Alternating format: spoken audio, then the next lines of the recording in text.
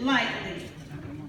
For those of you who hope that the Alabama State Club ministry would go in a new direction, I'm sorry, they didn't. You get to hear me again. All right. Now, I have given you the same test over and over each year. So I'm just going to do a quick review. I need for you to help me. All right. Why was the Alabama State Club organized? To be supportive of the church. All right. It was a fundraising auxiliary. What year was the ministry officially recognized as an auxiliary? 1960. I'm like any good teacher, I'll give you the answer. Who was the scheduled guest speaker for that anniversary? Dr. Franklin. Can I talk to you all good? Who was the minister at that time? Dr. Wheaton, Dr. John T. Wheaton.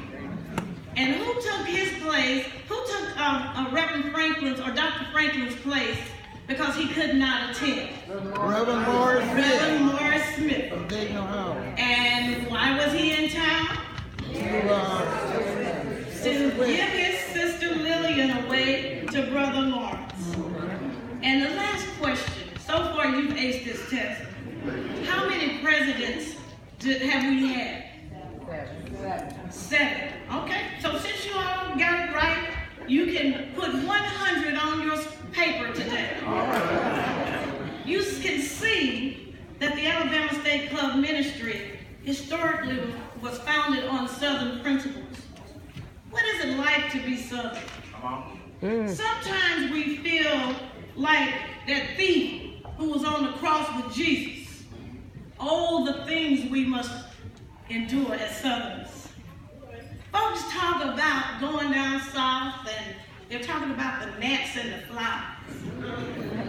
Well, you have something called a fungus net. So I don't know which is worse. You talk about the severe storms and the tornadoes that we have. Well, you have severe snowstorms. You talk about the heat. It's just too hot down there. 90, 100, 105 degrees, you're right.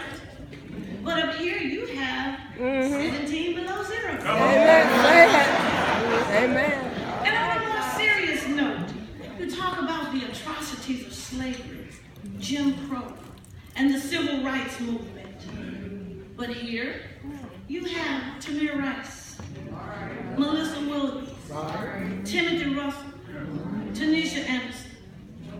And then you come and say, our laid-back lifestyle is just too slow for you. That is by choice. We enjoy our peace. But yours is simply called the suburbs. Now, I must give you one, that famous Southern twang. You got me on that. It cannot be replicated nor duplicated. But as Alabamians and Southerners, just like that thief, if we humbly cry out for mercy to Jesus and develop Christ-like characteristics, we will be welcomed in paradise. So what are some of those characteristics of Alabamians or Southerners, since we have members from Georgia, Mississippi, Kentucky, Arkansas, just some of any other Southern state? These characteristics are the same that God asks each of us to demonstrate as Christians. You do not have to be born in the South to exhibit these characteristics, but you must be Southern-like and Christ-like. I propose 7 characteristics that describe many Southerners, since we only had 7 presidents. We're unpretentious. We don't put on airs. We want you to be yourself. We want you to be calm and peaceful. I'm sure you saw that in Sister Velma Steger. Proverbs 13:7 says a pretentious, showy life is an empty life. A plain and simple life is a full life. Consistency. We like for things to be consistent. I understand that Sister Iona Elder loved having black-eyed peas cooked by Brother Wiley McDaniel, Sister Rose McDaniel's husband, because she could trust that it was going to taste the same every time that he cooked it. The characteristics of service. Again, the Alabama State Club was originated and destined to serve. We're easygoing. We're manly. We show respect for others. Brother Joshua Keller served as a Sunday school superintendent, so he was committed to service, just like many of us and many of you. Matthew 5:16 says, in the same way, let your light shine before others, so that they may see your good works and give glory to the Father who is in heaven. Our works are for God and not for man. Our own Pastor Joshua A. Harris is very mannerly. So I know that he came from Cincinnati, but somewhere he was touched by a Southern man.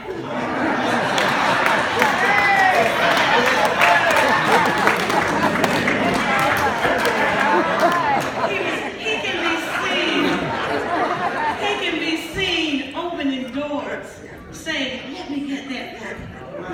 And yes, ma'am, and no, ma'am. He might not be Southern, but he's Southern-like. Our First Lady, Sister Courtney Harris, is the epitome of a Southern belle. I hear you say how sweet, how gracious, how wonderful she is. So she represents the South from Kentucky very well. As Alabamians and Southerners, we don't mind singing praises to God. They tell me that Deacon Ernest McGee knew how to do that as he sang in the male choir. And they tell me he was searching. All right. He was searching. He was searching for the King of Kings. And now Psalms 104:33 says, I will sing to the Lord as long as I live. And that's what he did. I will sing praises to my God as long as I live. Taking charge. In Alabama, if we see a need, we're going to take charge. We're just going to get the job done. We don't mind getting our hands dirty. And I can give you a perfect example this morning. As I was coming in, my hat was cocked back. My corsage was not in the right place. And Sister Mildred Littleton from Birmingham, Alabama, graciously came over to me and said, your hat is cocked back. We don't wear hats that way.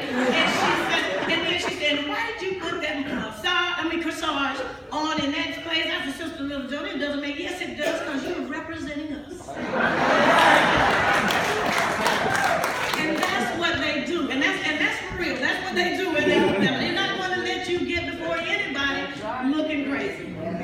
Proverbs 16:3 says, put God in charge of your work. Then what you plan will take place. Brother Booker T. Jones, our first president, saw that there was a need for financial assistance, and he went about doing the job. Hospitality, kindness and grace, friendliness. We try to treat everyone with respect, without regard to person. We share and we care. I hear that Brother Joseph Finley was very hospitable, that he didn't meet too many strangers. I also understand that people in the South, we don't always obey the doctor because we think we know best. That food was somehow sneaked into the hospital because he wanted a special cuisine. So it was taken to him, but I will not reveal who broke all of those rules. But yes, that does happen in the South. 1 Peter 4:9 says, offer hospitality to one another without grumbling. And finally, of the 7 characteristics, compassion. We're very concerned about each other. We treat others with warmth and mercy. Ephesians 4:32 says, be kind and compassionate to one another, forgiving each other, just as Christ forgave you. Sister Bertha Lovejoy, our current president, although she is ill, she called me on the phone and said, Sister Betty,